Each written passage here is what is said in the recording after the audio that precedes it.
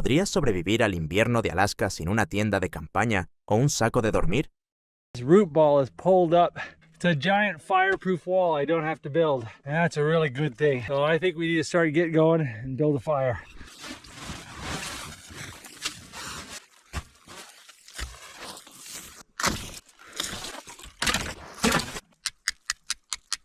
See, there we go. It's burning. Good. I want to melt all the snow around my shelter. I want to heat up the ground and heat up that root ball.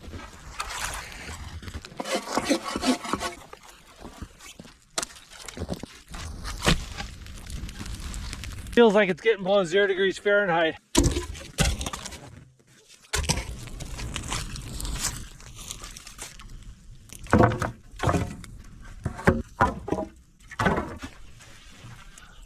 Got myself a shelter.